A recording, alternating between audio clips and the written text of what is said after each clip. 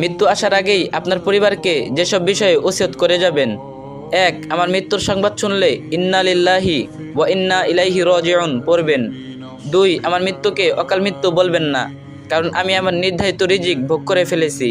3. আমাকে নিয়ে বিলাপ মাতব করবেন না, জোরে জোরে কান্নাকাটি করবেন না, কারণ এটা সুন্নাহ বিরোধী কাজ এবং রাসূল সাল্লাল্লাহু আলাইহি সাল্লামের কর্তৃক নিষিদ্ধ কাজ।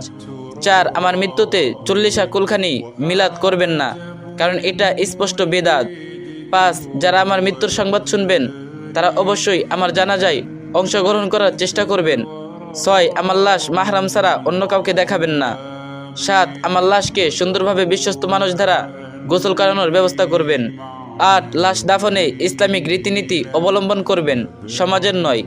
9. আমাকে কবরস্থ করার পর কিছুক্ষণ সেখানেই থাকবেন আর পড়বেন আল্লাহুম্মা সাব্বিতহু, আল্লাহুম্মা সাব্বিতহু।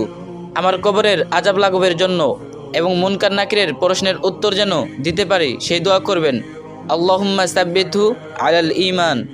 10. আমার হয়ে দান সদকা করবেন।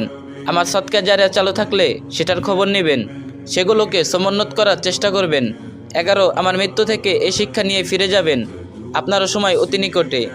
12. আমার ছবি কোথাও দিবেন না, আমার আইডি বা অন্য কারো কাছে ছবি থাকলে তা ডিলিট করে দিবেন। বাসায় আমার ছবি থাকলে ফেলে দিবেন, দেয়ালে ঝুলিয়ে রাখবেন না। 13.